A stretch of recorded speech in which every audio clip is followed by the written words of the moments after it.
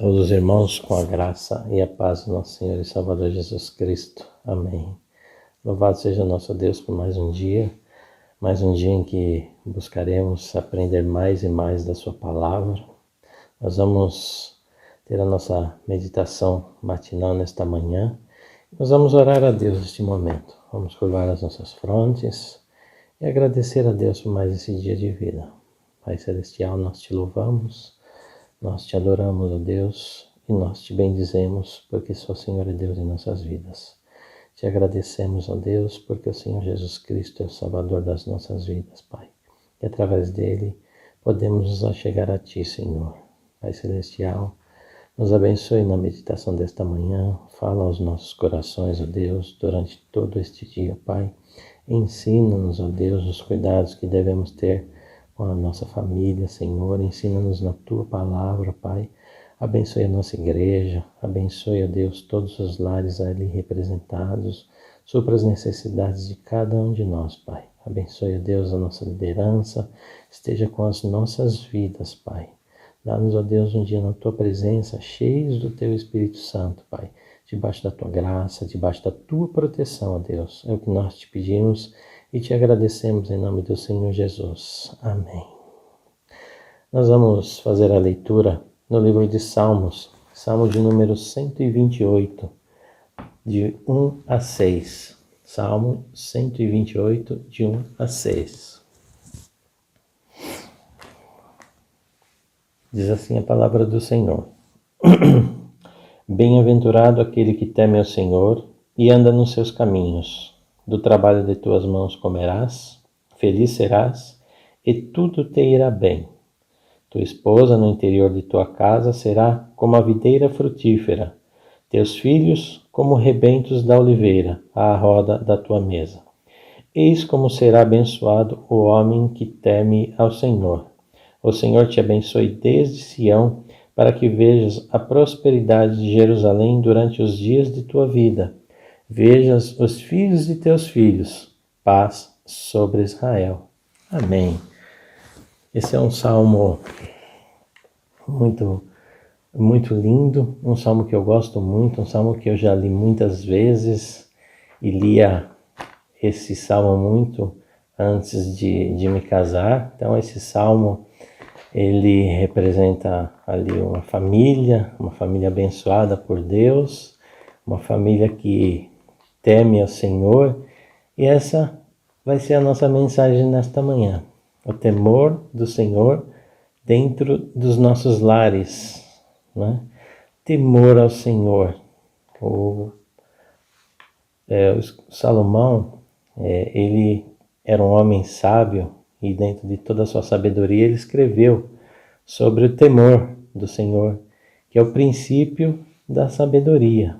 Nós não vamos nos ater à sabedoria hoje, nesta meditação, mas vamos ficar atentos ao temor do Senhor. Vamos ficar de olho nesse texto, de olho neste homem bem-aventurado que teme ao Senhor. Fala dos filhos, fala da esposa, fala que tudo irá bem para este homem que teme ao Senhor. Temor do Senhor. Deus, quando começa a ensinar sobre o temor, ele diz que ele não quer sacrifícios, ele deseja apenas que nós venhamos a obedecer a sua vontade, obedecer as suas leis. Eu me lembrei de um texto, lá em Deuteronômio, capítulo 6. Nós vamos fazer a leitura também desse texto, para entendermos um pouco dessa mensagem desse salmo. Deuteronômio 6, de 1 a 9.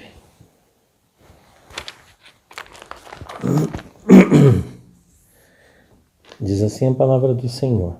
Estes, pois, são os mandamentos, os estatutos e os juízos que mandou o Senhor teu Deus se te ensinassem, para que os cumprisses na terra a que passas a possuir, para que temas ao Senhor teu Deus e guardes todos os seus estatutos e mandamentos que eu te ordeno, tu e teu filho e o filho do teu filho, todos os dias da tua vida, e que teus dias sejam prolongados. Ouve, pois, ó Israel, e atenta em cumprires, para que bem te suceda, e muito te multipliques na terra que mana leite e mel, como te disse o Senhor, Deus de teus pais.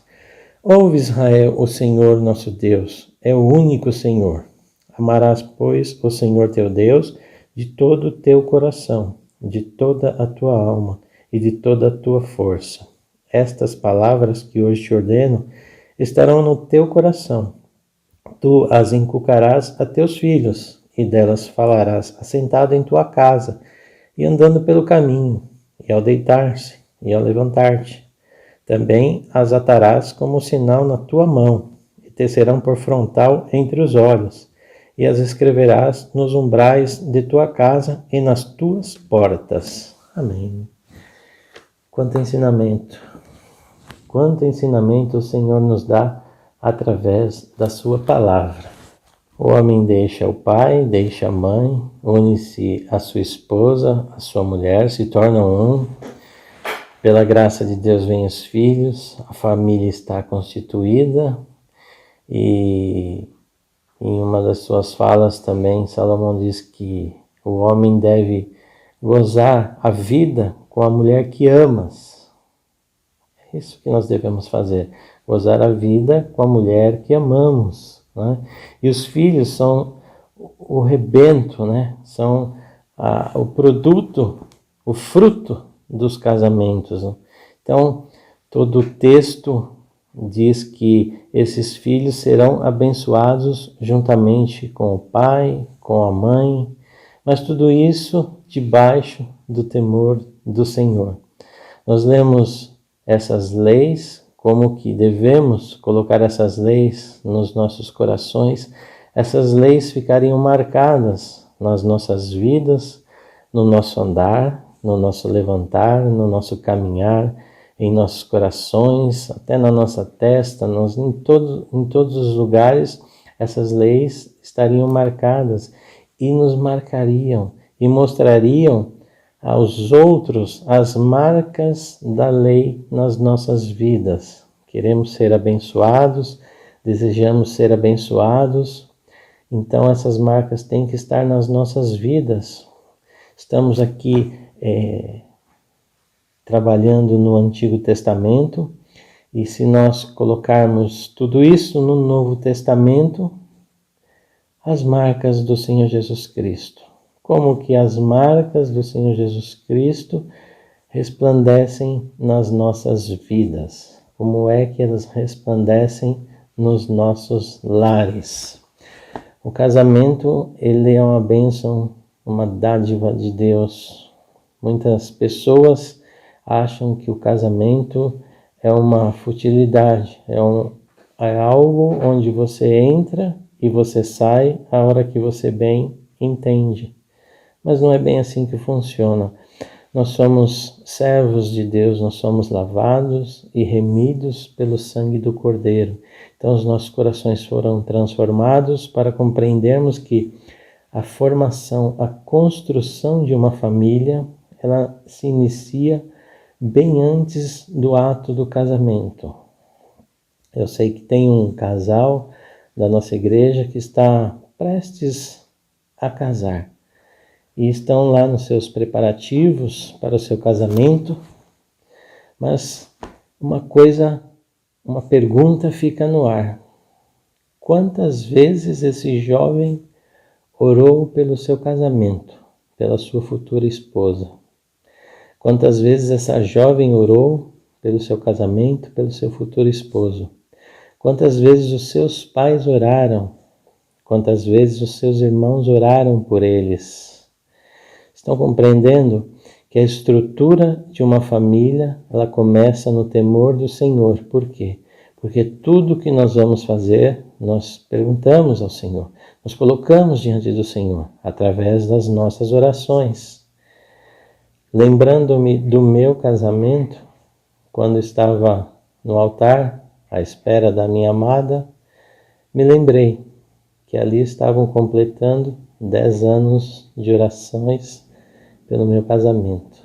Minha conversão foi em 2001 e eu me casei em 2011. 10 anos de orações.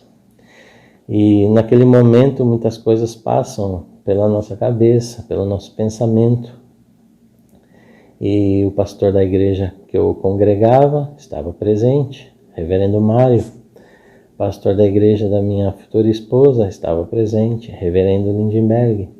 E tinha mais um pastor que eu convidei, que era um pastor que no início da minha caminhada andávamos muito juntos. E em uma das suas pregações foi que eu senti a minha conversão. Então eu tinha muito carinho, muito amor por esse pastor e convidei ele para que fizesse parte ali do meu casamento. E começou aquela preocupação. E Deus, durante esses 10 anos, me ensinou muito. E hoje, 3 pastores aqui no púlpito, eu vou ouvir bastante hoje. Eu vou aprender bastante. E as portas se abrem e lá vem a minha noiva, a minha futura esposa, conduzida pela minha sogra. Quando chegaram, cumprimentei minha esposa, fui agradecer a minha sogra, ela me abraçou e me disse algo nos meus ouvidos. Aí se afastou e fez aquela carinha dela, inesquecível. Suas palavras ecoam até hoje no meu coração. Eu estava tão preocupado com tudo que eu ia ouvir dos pastores e a minha guarda foi quebrada ali pela minha sogra. Suas palavras, elas ecoam no meu coração e eu compreendi que o que ela me disse naquele dia era pelo cuidado, pelo zelo, pelo temor a Deus e pelo amor que tinha pela sua filha. Ela pegou nos meus ouvidos e disse: olha, cuida bem da minha filha. Aquelas palavras até hoje eu escuto no meu coração. Cuida bem da minha filha. Esse é o caminho. Cuidar bem daqueles que estão conosco. Cuidar bem da nossa família. Todo texto de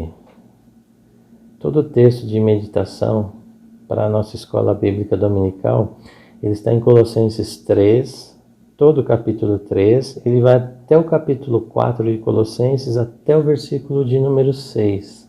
Lá ele fala sobre os deveres do marido, da esposa, dos filhos, tudo o que devemos fazer, de todos os males que devemos nos afastar, de tudo aquilo que devemos fazer. E esse texto base, esse texto de meditação durante este mês de julho, ele nos ensina muito. E hoje nós aprendemos que este homem bem-aventurado é o homem que teme ao Senhor, é o homem que tem as suas leis, a sua palavra, os seus mandamentos no seu coração. É o homem que se lembra de onde Deus o tirou, o homem que se lembra da sua transformação em Cristo Jesus, o homem que se lembra de todas as suas orações que foram feitas pela sua família. Então a sua família é o seu tesouro, a sua família é algo que ele guarda, que ele protege, que ele deve cuidar com muito carinho.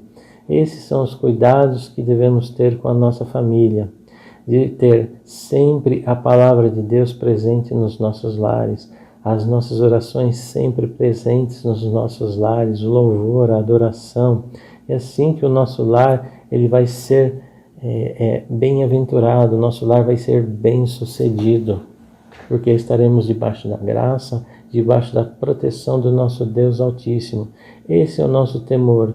Nós oramos, nós pedimos as coisas a Deus e durante as nossas orações, as nossas súplicas diárias, Deus ele vai amadurecendo até os nossos pedidos e vamos compreendendo que Deus ele tem sempre o melhor para as nossas vidas.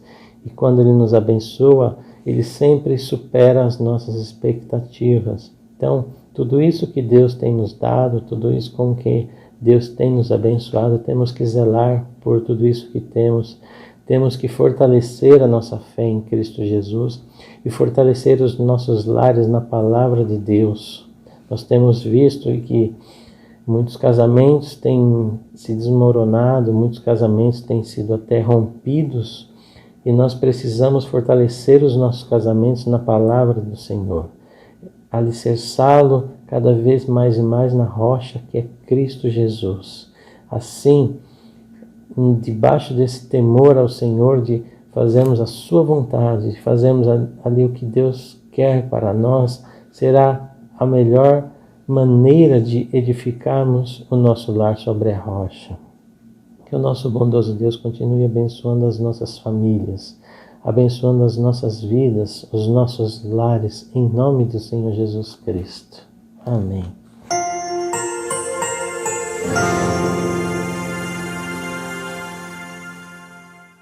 Nós vamos dar início neste momento à nossa escola bíblica dominical, com o tema durante o mês de julho, Cuidados com a Família.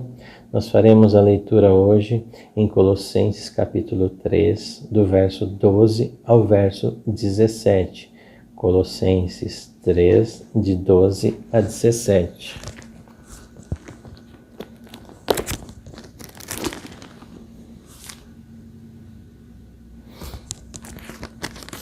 Diz assim a palavra do Senhor: Revesti-vos, pois, como eleitos de Deus, santos e amados, de ternos afetos de misericórdia, de bondade, de humildade, de mansidão, de longanimidade.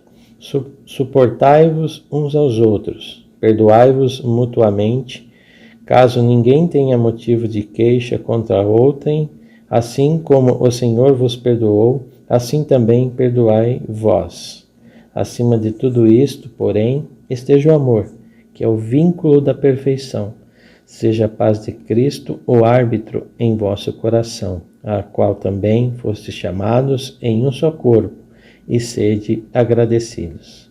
Habite ricamente em vós a palavra de Cristo. Instruí-vos e aconselhai-vos mutuamente em toda a sabedoria, louvando a Deus com salmos, e hinos e cânticos espirituais, com gratidão em vosso coração. E tudo o que fizerdes, seja em palavra, seja em ação, fazei-o em nome do Senhor Jesus, dando por ele graças a Deus Pai. Amém. Nós vamos louvar ao nosso Deus neste momento com o hino de número 351, Belas Palavras de Vida.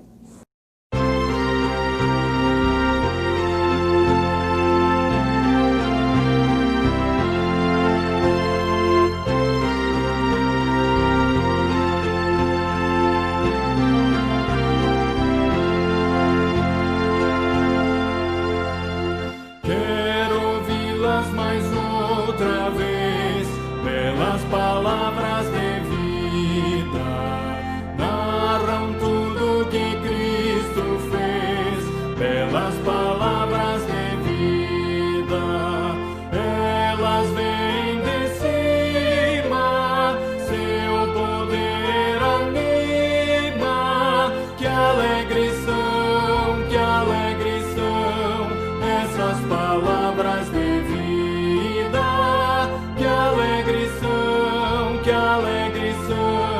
Essas palavras de vida. Só Jesus Cristo a todos dá belas palavras de vida. Sem Jesus salvação não há belas palavras de vida. Com amor conclama, para o céu te chama. Que alegre são essas palavras de vida. Que alegre são essas palavras de vida.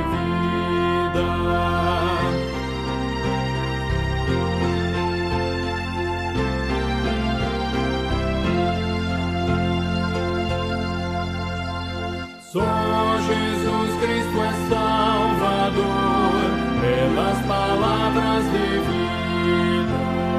Quer salvar todo pecador, pelas palavras de vida. Ele vivifica e nos purifica. Que alegre são essas palavras de vida. Que alegre são essas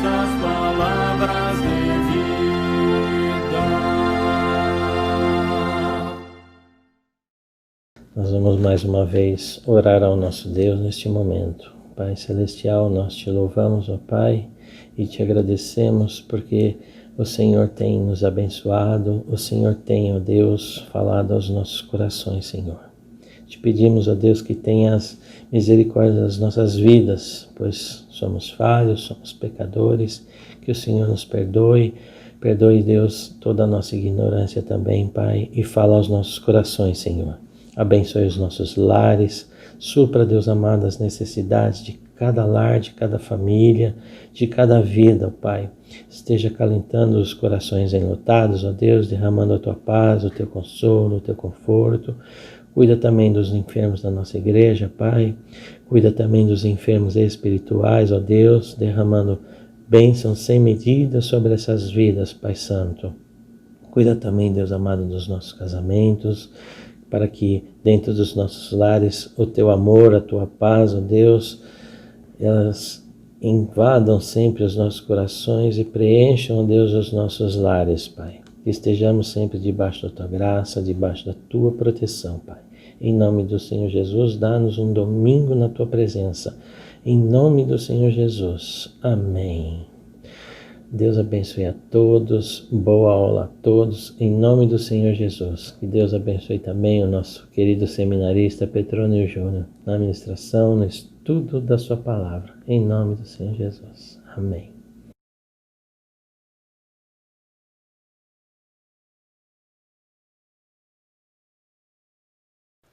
Olá, amados irmãos, graça e paz a todos. Vamos iniciar então a nossa aula da Escola Dominical deste domingo. Que o Senhor esteja nos conduzindo neste momento, a gente consiga encontrar instrução através da palavra do Senhor.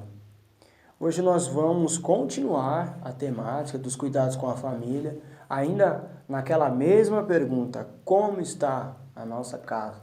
Lembre-se que eu propus na última aula já a gente iniciar essa revisão da cultura do nosso lar. Na semana anterior, na aula anterior, né, nós falamos sobre o lar que é um altar de Deus. Nós usamos o texto em que Deus chama Jacó para edificar um altar ao Senhor e que Jacó faz isso chamando também a sua família para participar dessa vida de consagração ao Senhor. Então nós tratamos, usando esse texto como base para os nossos argumentos, da importância de exercer uma liderança no lar, aonde a gente também leve a família a adorar ao Senhor. Mas que isso não pode, não deve estar desconectado com a realidade de que eu primeiro preciso ter um compromisso com o Senhor.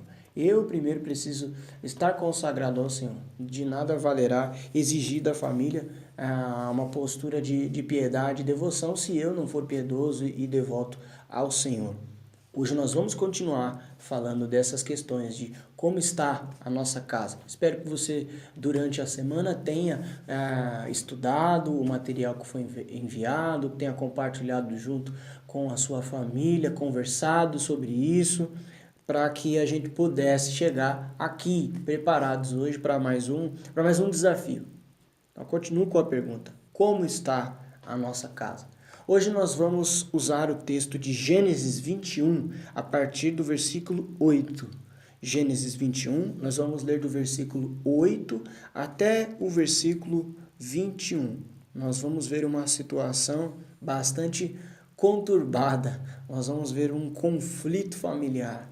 Sua casa tem conflitos? Então, perceba que as famílias da Bíblia também tinham conflitos na sua realidade do lar. Gênesis 21, a partir do versículo 8, diz assim: Quando Isaque cresceu e estava para ser desmamado, Abraão preparou uma grande festa para comemorar a ocasião. Sara, porém, viu Ismael, filho de Abraão e da serva egípcia Agar, caçoar do seu filho Isaque, e disse a Abraão: Livre-se da escrava e do filho dela. Ele jamais será herdeiro junto com meu filho, Isaque. Abraão ficou muito perturbado com isso, pois Ismael era seu filho também. Deus, porém, lhe disse: Não se perturbe por causa do menino e da serva. Faça tudo o que Sara lhe pedir, pois Isaque é o filho de quem depende a sua descendência. Contudo, também farei uma grande nação dos descendentes do filho de Agar, pois ele é seu filho. Na manhã seguinte, Abraão se levantou cedo, preparou mantimentos e uma vasilha cheia de água e os pôs sobre os ombros de Agar. Então mandou-a embora com seu filho, e ela andou sem rumo pelo deserto de Berseba. Quando acabou a água, Agar colocou o menino à sombra de um arbusto e foi sentar-se sozinha, uns 100 metros adiante. Não quero ver o menino morrer, disse ela, chorando sem parar. Mas Deus ouviu o choro do menino e do céu o anjo de Deus chamou Agar. Que foi, Agar? Não tenha medo. Deus ouviu o menino chorar, dali onde ele está. Levante-o, anime-o, pois farei dos descendentes dele uma grande nação. Então Deus abriu os olhos de Agar, e ela viu um poço cheio de água. Sem demora, encheu a vasilha de água e deu para o menino beber.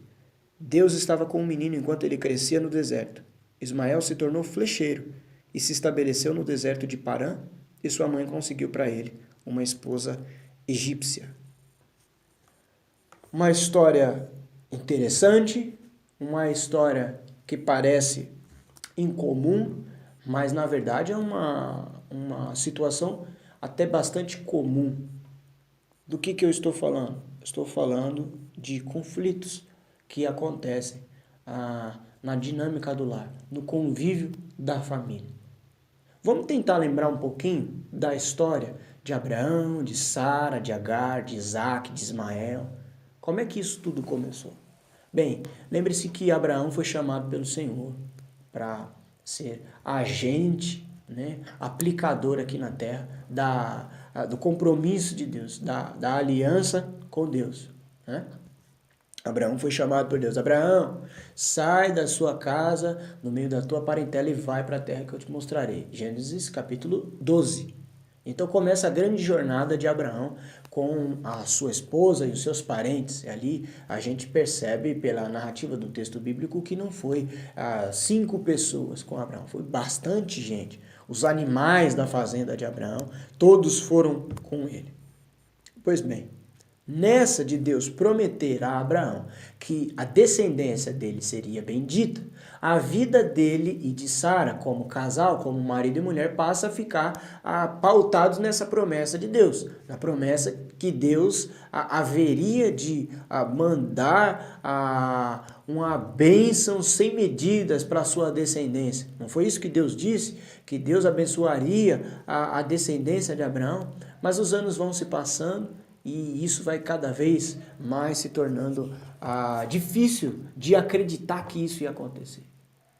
Então, Sara tem uma brilhante ideia entre aspas.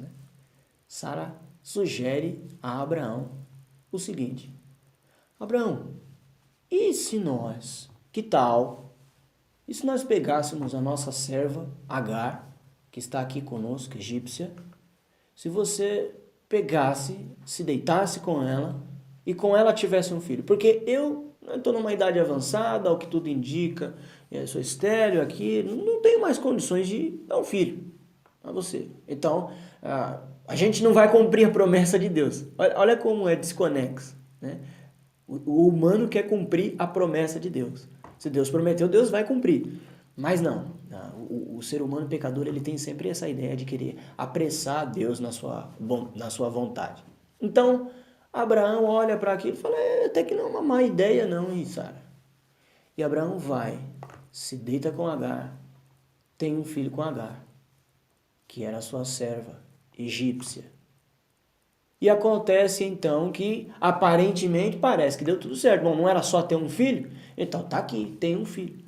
Porém, era o filho de Abraão com Sara. Por quê? Porque eles eram marido e mulher. Eles eram casados. Não era simplesmente qualquer filho de Abraão. Não, é o filho da família, da descendência de Abraão, do lar, a importância do lar, a importância da família, a aliança que Deus faz com a família.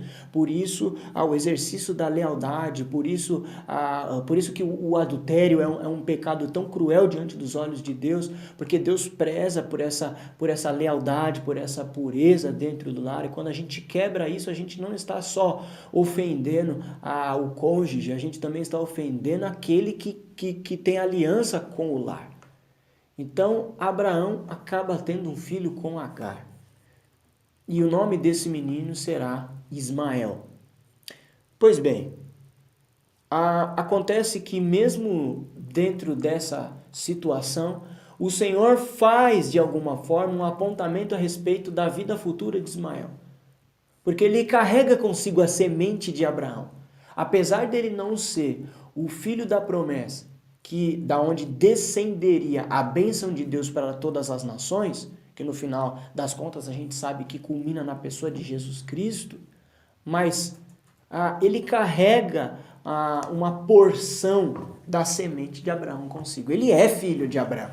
No entanto, ele não é o filho da promessa, o filho prometido por Deus a Abraão. É um filho que Abraão quis ter por conta própria. Então acontece que textos anteriores a esse que a gente leu, de Gênesis 21, os textos anteriores, mostram que há sim um apontamento de Deus dizendo, bom, esse também vai se multiplicar. Esse também, a descendência dele também vai ser bastante numerosa. Inclusive, vem daí os ismaelitas, né, que são os descendentes de Ismael, e que mais tarde são os árabes. Nós poderíamos afirmar também que os muçulmanos, o povo islâmico, o povo da cultura árabe, eles são ismaelitas, eles são descendentes, então, de Ismael. E por isso também são bastante numerosos, porque há também, sim, um apontamento de que isso haveria de vir de acontecer, porque eles carregam uma semente abraâmica no seu DNA.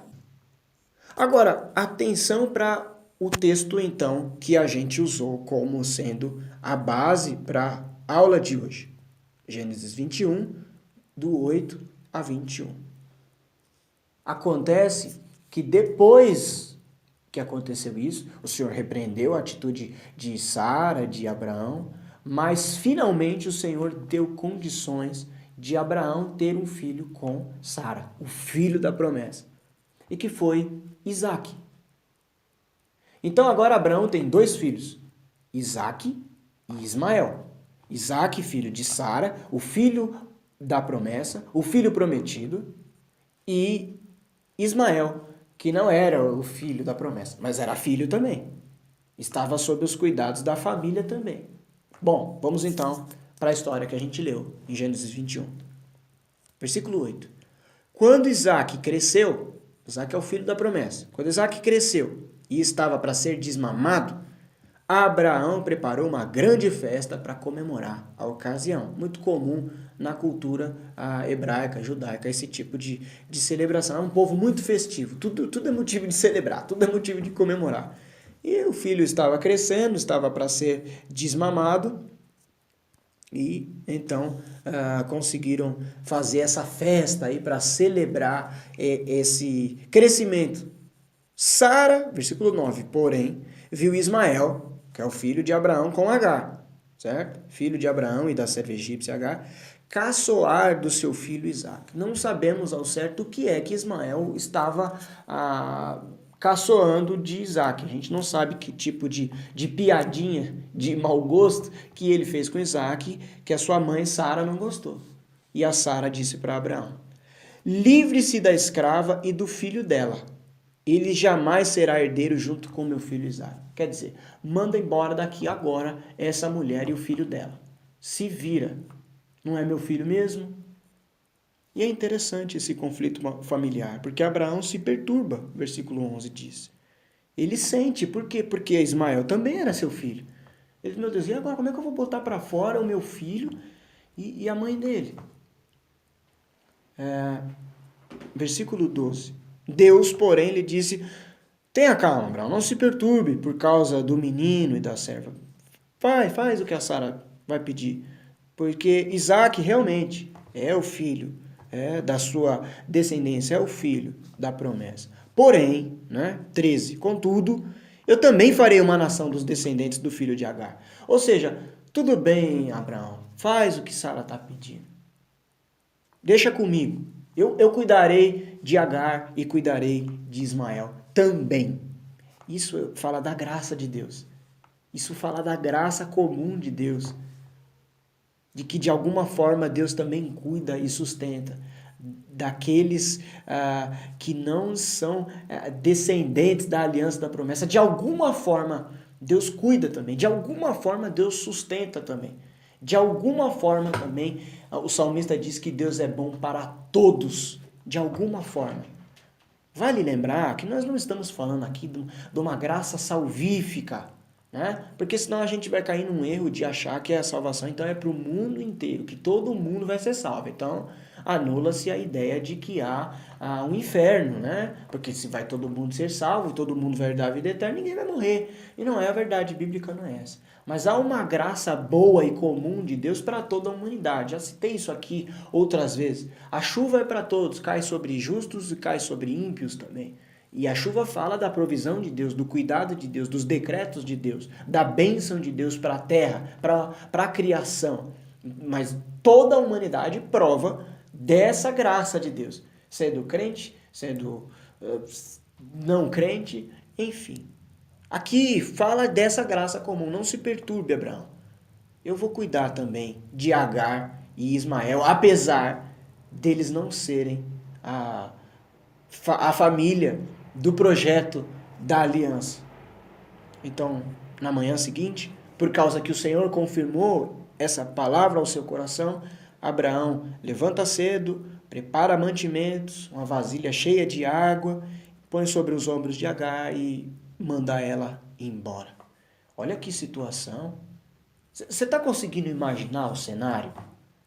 Há um conflito familiar que resulta na expulsão de alguém. Manda essa mulher embora. Tem uma mulher solteira que é escrava, desolada, desamparada, saindo por aí com o seu filho pequeno, sem casa, sem o que fazer, apenas com um jarro de água, sem direção, não sabe para onde vai, porque ela não tem família. A família dela está mandando ela embora. Agora, o que é curioso é que Agar, nesse momento de dificuldade, andando pelo deserto, vendo seu filho sentir sede, sentir fome, que desesperador, que doído, né? Essa mulher, ela ora ao Senhor. Ela diz, é difícil, Senhor, não dá mais. Ela chora. Não quero ver o menino morrer, disse ela chorando sem parar, o texto diz. Mas Deus, versículo 17, ouviu o choro do menino e do céu chamou Agar. Perguntou, o que foi, Agar? Não tenha medo. Deus ouviu o choro do menino, ali onde ele está. Levanta ele, anima ele, porque eu também tenho boa notícia para ele. Eu farei dele uma grande nação também. Tem promessa para ele também, de alguma forma. Então Deus abriu os olhos de Agar e ela viu um poço cheio de água. Imagine só você no deserto, num momento de dificuldade, de desespero, mas tendo um momento de comunhão com Deus e Deus te mostra um poço em meio ao deserto. É extraordinário, é um milagre, é bênção, é provisão do alto. Percebe Deus cuidando de Agar e de Ismael também, de alguma forma? Bom, essa é o que está no texto, é a narrativa. Como é que a gente, então, pode estudar isso, aplicar isso? Eu acho curioso o fato de Sara pedir para Abraão mandar Ismael e Agar embora. É muito fácil, né? Isso, muito simples, né? Mas, na verdade, quem plantou todo esse problema, essa contenda, foi a própria Sara. Foi ela que, anos atrás, pediu para Abraão se deitar com Agar. Agora ela não suporta Agar e o seu filho dentro de casa. Por quê? Porque agora ela tem o filho dela, né? Porque agora Deus foi bom com ela, agora Deus abençoou ela, então ela não tolera o outro, eu não preciso mais de vocês. Então, assim, o que a gente consegue perceber é um conflito familiar. Eu queria que já fosse colocado aí. Primeiro ponto do nosso estudo é esse. Conflitos familiares existem. Percebe que está bem pequenininho aí, entre parênteses, por causa do pecado. É por causa do pecado que os conflitos familiares existem. Existe na minha família, existe na sua família, existiu até na família de Abraão. Existiu nas famílias que estão registradas na Bíblia. Então a sua família não é mais problemática ou menos problemática por causa dos conflitos que ela tem. Os conflitos dos relacionamentos interpessoais que nós temos, eles existem por causa do pecado. Porque o pecado envaidece a gente. Porque o pecado, ele planta orgulho no nosso coração. Um coração que é enganoso, um coração que é inclinado para o mal. Então é por isso que existem os conflitos.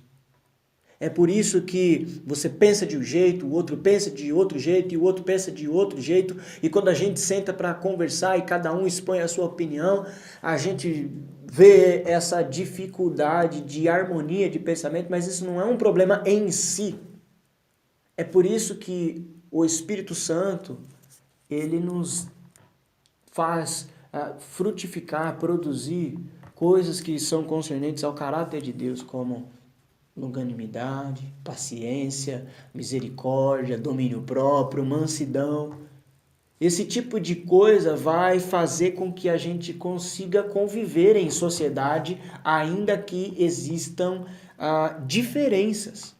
Então, os conflitos familiares existem. O crente não está isento de ter conflito na sua casa.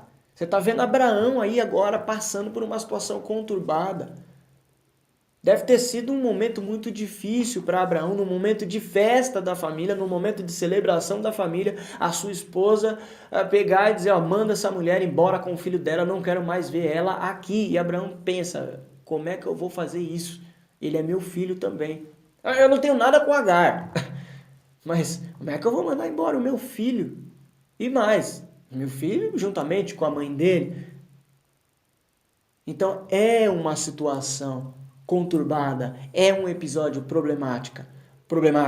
Porém, o Senhor está cuidando. O Senhor diz para Abraão, calma, fica frio, Abraão, fica em paz, não se perturbe. É o que está escrito no texto, não se perturbe, Abraão, eu vou cuidar de tudo isso.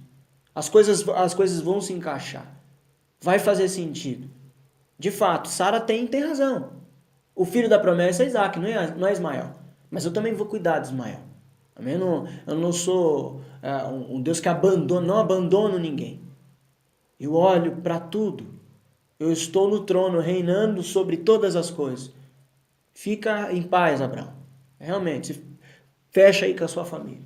Cuida aí de Sara, cuida de Isaac. Nós vamos continuar o nosso trabalho aqui juntos. Deixa que eu cuido de Agar e Ismael. Mas é uma situação conturbada. Isso tudo por causa do pecado. Então, os conflitos familiares, eles existem por causa do pecado. E aí, então, como é que nós vamos fazer? Como é que a gente vai ter que conviver com essa realidade que está aí para todo mundo? O crente não está isento de não passar por conflito familiar. E você sabe do que eu estou falando. Você sabe. Você sabe porque a sua casa também passa por situações conturbadas. Por decisões difíceis, por momentos delicados, por momentos em que a corda está bamba, por momentos em que essa corda que está bamba, ela está arrebentando bem no meio e tem só um fiozinho assim, ó, que está segurando ali. Momentos em que você está empurrando com a barriga, como a gente costuma dizer popularmente. Momentos difíceis, momentos confusos, momentos meio cinza, dias de choro, dias de silêncio. Mas também tem dias de celebração, tem dias de festa. E tem dia que a gente engana também. A gente finge que está em festa, mas a gente sabe que lá no fundo as coisas não vão muito bem. Eu descrevi o seu lar, eu descrevi a sua realidade, porque essa é uma realidade que eu também vivo. É uma realidade que Abraão também viveu. É uma realidade que todos os seres humanos estão dispostos a passarem, disponíveis, vulneráveis para viver isso, porque isso é inerentemente humano. A gente passa por isso por causa do pecado. O pecado cega a gente, o pecado divide a gente, o pecado cria orgulho, o pecado faz a gente ter inveja, o pecado faz a gente ter ciúmes, o pecado faz a gente ser teimoso, o pecado faz a gente se irar. Olha, eu acho interessante, citando aqui o caso de irar, né? Paulo, lá em Efésios capítulo 4, ele diz assim, irai-vos e não pequeis. Não deis lugar ao diabo, para não entristecer o Espírito Santo. Não deixe o sol se pôr contra a vossa ira. O que Paulo está falando ali é sobre conflitos de relacionamento. Você tem todo o direito de ficar nervoso. Você tem todo o direito de se irar. Lembre-se também que a ira também é um atributo divino. Deus também é irado contra o pecado. O ponto ali que Paulo diz é, quando você se irar, cuidado para você não pecar. Porque quando você peca, você dá lugar ao diabo e você entristece o Espírito Santo. A grande questão é, emocionalmente, eu tenho condições e posso ficar aborrecido, nervoso com alguma situação. O grande problema é o que eu faço quando eu estou nervoso. O que eu faço com a minha ira. O que eu faço motivado pela ira. Então, irai-vos, mas não pequei. Não use a sua ira para a glória de Satanás. Porque isso entristece o Espírito Santo. E aí Paulo diz, não deixe o sol se pôr sobre a vossa ira. Vamos supor que você irou e vamos supor que você pecou, irado. E Paulo dá mais uma chance aí em Efésios capítulo 4, dizendo, tá bom, isso aconteceu, agora você vai e resolve. Faz as pazes, reconciliação, volta atrás. Não deixe o sol se pôr sobre a vossa ira. Não deixe esse dia acabar e cada um dormir num canto, dormir de mal. Resolve antes desse dia acabar. Resolve antes do sol nascer de novo. Porque ficou ontem, aquela mágoa de ontem. Então vamos resolver, não ontem, mas hoje. Basta cada dia o seu mal. Se amanhã a gente brigar de novo, a gente resolve amanhã também. Se depois de amanhã, a gente resolve. Mas nunca deixa para depois os problemas. Não deixa para resolver depois. Depois a gente vê isso. Não quero falar hoje, amanhã eu falo com você. Não é o caminho que a Bíblia propõe. A Bíblia propõe o caminho da reconciliação. Vamos conversar com paciência, com humildade, com respeito, com dignidade. Vamos conversar, vamos ouvir um ao outro. Talvez Abraão devia ter conversado com Sara, mas o que está acontecendo? Ele está caçoando de Isaac. Bom, Sara, infelizmente isso foi um problema que a gente plantou aqui em casa. Você que pediu para que Agar se deitasse comigo e tivesse esse filho. Agora você quer expulsar o filho? Não era o filho que você queria e no fim das contas já não era mais o filho que você queria. Então, o que está acontecendo? Está confusa a situação. O diálogo ajuda, o diálogo resolve. Mas quando a gente não tenta resolver nos métodos que Deus propõe, a gente acaba tendo que conviver com esses conflitos e não sabendo lidar com eles. Então, ponto 2 é que nós venceremos eles, os conflitos, com oração e não com mais contenda. E onde é que eu vi isso no texto? Na postura de Agar, que não titubeou, não hesitou, não questionou, não falou, não, por quê? Não tenho nem para onde ir, eu não tenho família. Não, ela, tudo bem. Ela foi expulsa da casa, ela pegou o filho dela e foi, sem saber para onde ia. E no deserto, vendo a sede, a fome, o desespero do filho, como mãe sentiu e disse, eu não quero ver meu filho morrer, Senhor. Tem misericórdia de nós. Então ela consegue atravessar esse momento de conflito na base da oração, não da contenda. Ela não voltou lá na casa de Abraão, bateu na porta e fez um barraco. Você vai ter que me aceitar aqui sim, com meu filho, sei porque ele é seu filho também. E foi você que mandou eu deitar com ele, viu? Não criou mais contenda. Ela disse, Deus cuidará de nós. Amém. Senhor, não deixa a gente morrer. Cuida da gente, Senhor. Então só assim é que nós venceremos os conflitos. É só a graça de Cristo Jesus que tem poder suficiente e absoluto para vencer os nossos pecados. Então os conflitos familiares, eles existem, mas nós só vamos atravessar isso, nós só vamos vencer isso na base da oração, não da contenda. Não é querendo fazer justiça própria. Não é também levantando a voz, não é também discutindo, não é também saindo de cabeça quente. Não, é em oração, é pedindo para que Deus traga a resposta, para que Deus traga a solução naquele dia difícil, naquele momento difícil. E aí é o terceiro ponto. Quando os conflitos familiares aparecem e nós atravessamos ele na oração, Deus então nos surpreende. E é o que aconteceu com Agar. Deus surpreendeu ela. Tinha um poço de água no meio do deserto, diante dos olhos dela. O Senhor trouxe resposta. O Senhor trouxe sustento. O filho estava com sede? Era um momento de dificuldade? Então o Senhor abre poço no deserto e dá água para beber ao filho. Olha que situação que acabou virando outra coisa. Era um momento conturbado, de conflito, mas que Deus fez com que a gente pudesse, com que aquela família conseguisse ter uma experiência especial com Deus. Então, os conflitos, as provas, as adversidades, o dia mau, eles vêm, eles existem, mas às vezes eles também são meios pelos quais Deus usa para provar a nossa fé, para nos levar a um lugar de intimidade, Ele nos conduz ao deserto para que a gente veja que Ele é capaz de abrir poço no deserto. Tá entendendo o que eu estou querendo dizer? Deus, Ele nos surpreende. Na vida ordinária, Ele faz o extraordinário. Acontecem coisas novas. Então, se a sua família tem conflitos, como a minha tem também, a gente só precisa aprender que dá para superar esses conflitos orando, passando por oração. E quando a gente ora, o Senhor responde, o Senhor nos ouve e o Senhor, ele nos surpreende, porque Ele faz além daquilo que nós pedimos ou pensamos. Então, só Deus pode mudar os quadros de conflitos familiares. E Ele faz isso quando nos dispomos a orar, dependendo somente da resposta de Deus, aquele que mostra poço de água em meio ao deserto. Eu queria agora que nós olhássemos para esse último slide, que diz o versículo de Isaías 55, do verso 6 ao verso 8. E aqui a gente caminha para a conclusão. Buscai ao Senhor enquanto se pode achar.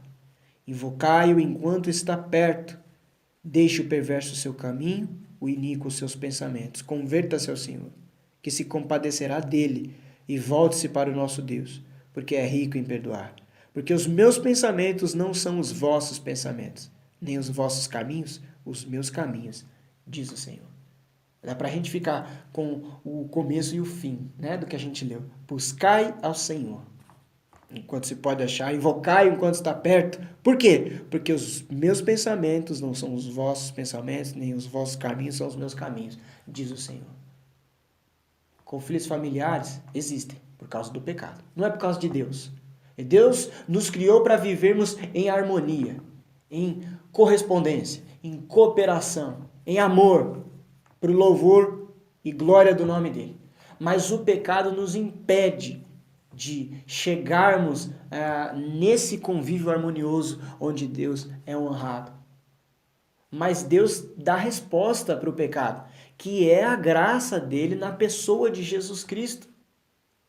E Jesus Cristo nos ensina a orar. E Jesus Cristo aplica sobre nós essa vida de justiça, de bondade, de amor, de compaixão. O Espírito de Jesus Cristo habita em nós e produz em nós o seu fruto, que tem vários gomos. A bondade, a mansidão, o domínio próprio, a longanimidade.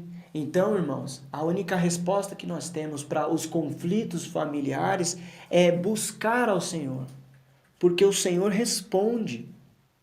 Nós devemos buscar o Senhor, invocar o nome do Senhor, converter os nossos corações e os nossos pensamentos ao Senhor, porque os pensamentos de Deus não são os nossos pensamentos, os caminhos de Deus não são os nossos caminhos.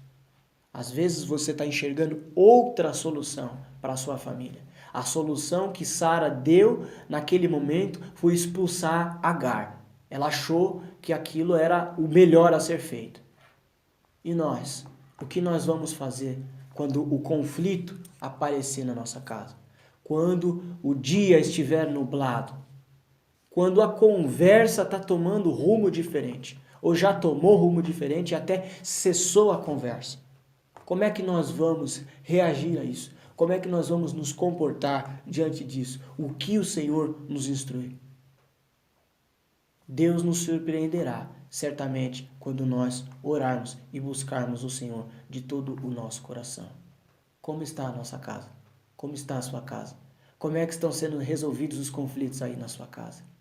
Que Deus nos abençoe e até a semana que vem. Um abraço.